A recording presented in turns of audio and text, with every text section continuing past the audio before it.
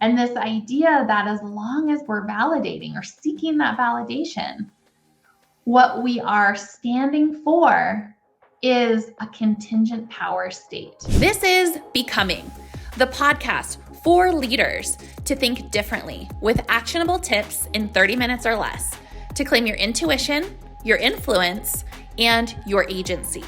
And finally get to the truth of what stands between you and who you are meant to become. Many of us believe that once we become that future self, then we will be happy, successful, and complete.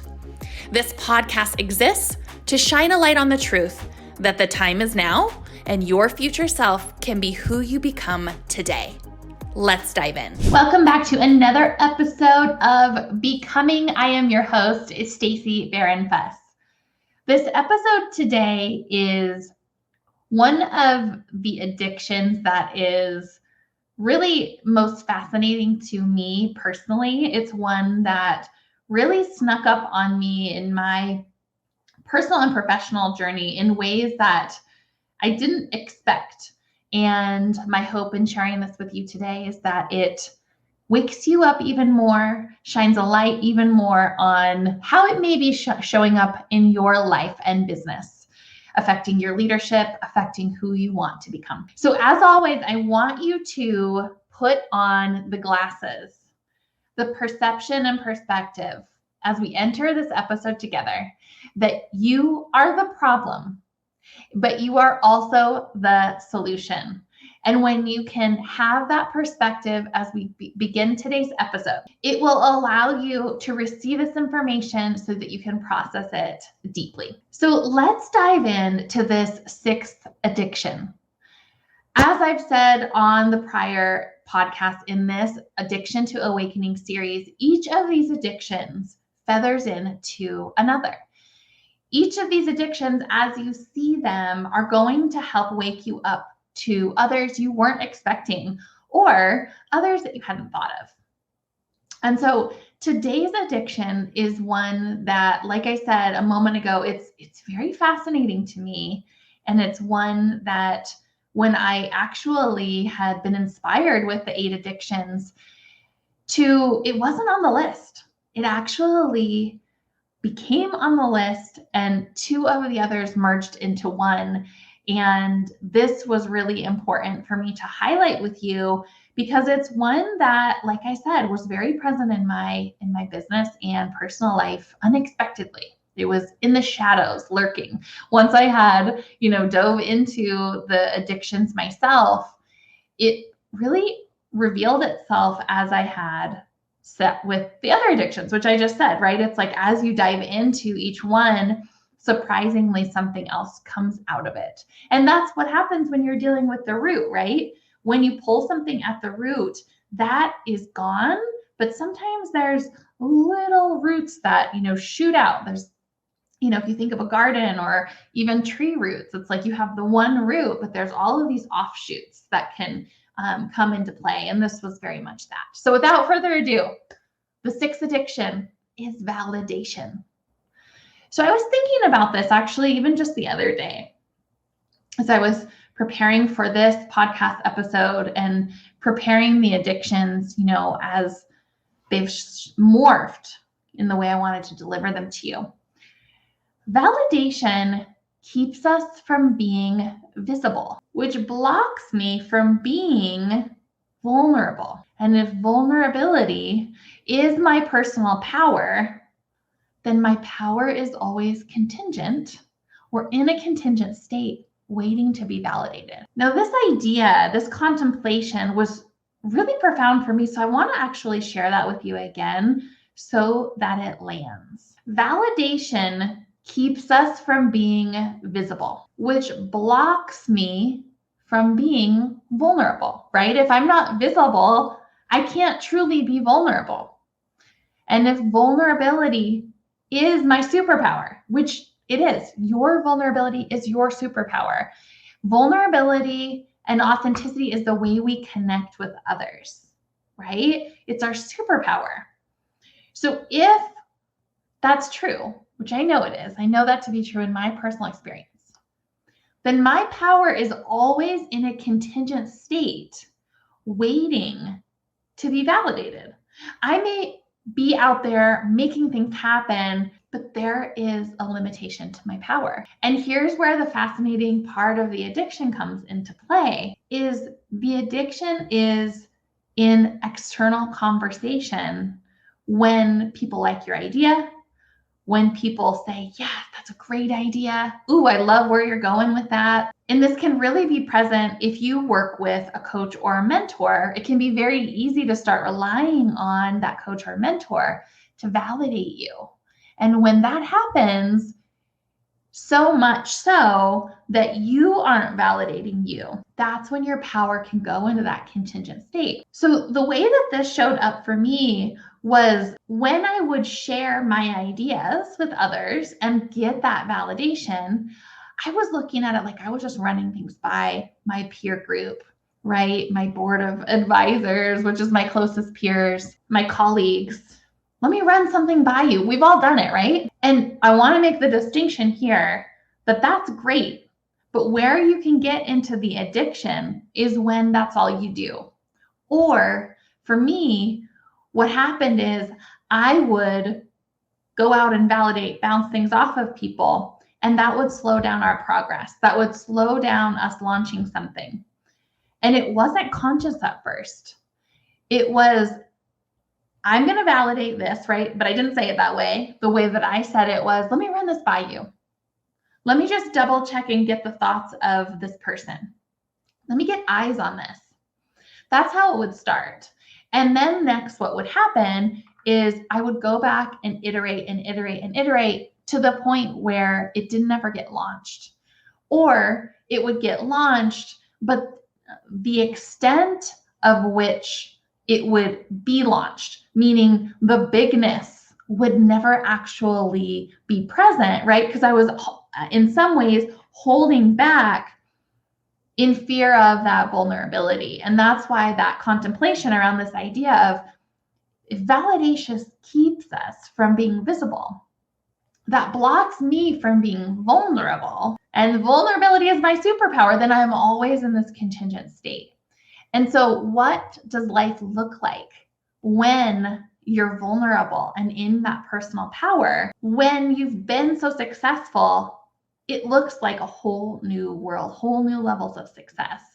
But to go back to the addiction really resides when we are seeking validation. And again, this isn't like we're consciously seeking it, right? We're going out, we're bouncing things off of each other, we're getting eyes on things. But in that seeking, really what we are seeking is belonging. We're seeking fulfillment of a basic human need. But it's turned into an addiction because of the world that we live in, because of social, because of this world of, being able to post ideas and just get things out there so quickly. The need for love, belonging, and acceptance is really in our faces more than it's ever been before. And so it can easily feel like, you have this great idea, you want to get it out there, but to validate it first almost feels like a level of safety, a level of bubble wrap to go out into the world and be vulnerable. But what I found was I was grossly holding myself back. Even though things would be successful, I was grossly holding myself back because on some level, my power was still in a contingent state. So even though I was self-validating, right? Even though I was self-sourcing on many levels, when it came to my ideas, my thought leadership, I wanted to validate it first because the truth is that it's the most near and dear thing to my heart, right? There's nothing more at risk, right, than your ideas, right? There's no more a personal attack than on your ideas in what you're here to do in the world, right? There's not a more vulnerable place to be in. And so I thought it would be helpful to share that story with you of how validation showed up for me. And this idea that as long as we're validating or seeking that validation, what we are standing for is a contingent power state. A conscious and connected leader and executive team is truly the future of successful organizations. The Truth Teachers are proud to announce that we are now offering corporate packages to create more consciousness in the workplace. If you are looking to impact the C-suite or your executive teams in a powerful way, we help CEOs and teams claim their power, take radical ownership, release patterns and programs that limit their capability to lead, and activate them as conscious and powerful leaders so they not only can impact the organization, but that their conscious leadership can impact all of the clients that they serve. If you're interested in learning more, please click the link in the show notes, and we look forward to speaking with you further about creating conscious workplaces, because those truly are the future of successful organizations. And in the pursuit of becoming what we're meant to become, our power must be unleashed. And for women, if you're a woman out there listening to this podcast, know that you being completely expressed and maybe seeking validation in that expression isn't just about you. We have a lineage of women that have gone before us that when they spoke out, there were extreme circumstances, there were extreme consequences that took place. But it's our duty now today as women to take this forward, to speak our truth, to represent all of the women that went before us so that we can be safe in our own validation and expression and no longer need that external validation to tell us it's safe or it's right or wrong, right? We're coming out of that. It's the dawn of a new age where we have the ability to claim this. And it's so important we do, because we have to represent. The women that went before us struggled so immensely. And it's our time to rise and take this forward. So here's the interesting thing about validation, is that the things that we want validation on are often the gifts God has granted us with. They're often the gifts of our Creator. If you look at where you hold back, it's probably the one area that if you let that out of the bag, your life would change, your income would change, your results would change, and you would make change. So I want you to take that in, because it's really powerful if you think about it, that the one area that you may be holding back in is the one area that when unleashed, everything around you will change, the people will change, and that is quite scary. But the truth is that that is your biggest gift.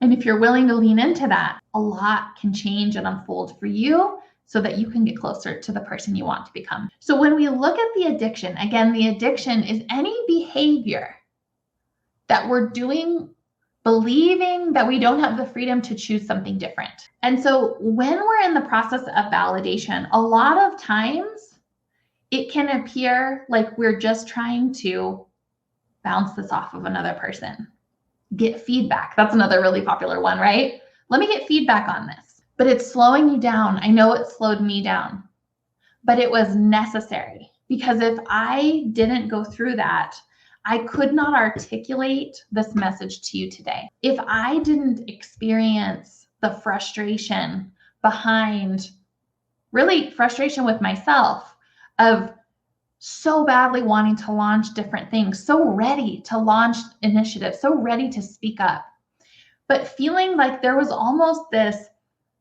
invisible entity that was holding me back, like I couldn't break through. And to see that it was around validation and safety was so profound, and being able to articulate it today is really so exciting, because it all clicks. Right? Those moments when things just click and you get it. It's so exciting because then you can share it. And then hopefully this on some level helps you see how you may be validating in fear of being vulnerable. And so the addiction lies in that moment of affirmation, that moment of affirmation when someone gives you the feedback that you're enough, that your idea rocks, or on some level, you're good enough, right? Your idea is good enough to go out into the world.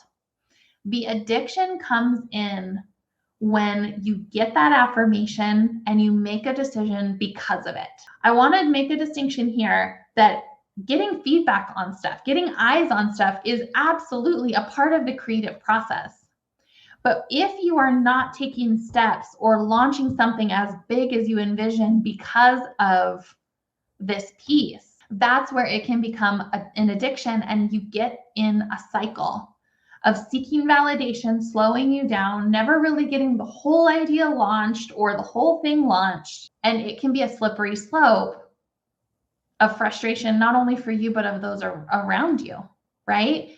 Because if I'm seeking validation, on some level, I'm keeping the people around me in that frequency and that resonance of, I need to be accepted and safe before I launch. And that, for me, was such an awakening point of seeing the addiction of why I was doing what I was doing and how quickly that awareness led to massive action to no longer show up that way. And so when we think of validation, remember, it's likely your biggest and most powerful gift that you're seeking that for, that's ready to be unleashed. So here are some actionable tips for you to take away and to really dive into this idea of validation. Oh, it's just so fascinating to me. I love this topic. I'm going to do more on this topic just because it's so interesting to me. So the first question for you, what in you do you notice that you seek approval on most? What do you notice that you seek approval on most? Is it writing? Is it when you creatively express? Is it when you speak? Is it when you launch a new product? Where do you notice that you seek that approval most? Number 2, do you see that the area which you want validation in the most is the area that if you just embrace that and actually gave yourself that validation, in other words, loved, accepted, or embraced that part of you, you would become who you want to be? I'm going to say that again because there's a lot there to unpack. Do you see that the area where you want validation in the most is the area that if you just embraced it, you would become who you want to be? And the last question, how do you see your leadership? And when I say leadership, I mean leadership in life. Whether you like it or not, you're getting yourself out of bed every day and you are leading your life. So it's time to own it. How do you see your leadership is limited by seeking validation? Remember, when we are the problem and the solution, we have the ability to make great change. And so dive into validation and see how this is blocking your becoming. I'll see you next week. Are you experiencing change and breakthroughs as you listen to Becoming? If so, show us some love and hit the subscribe button, leave a review, and share an episode. I love bringing this content to you each week, and together, listener by listener, we can wake up the world. See you next week.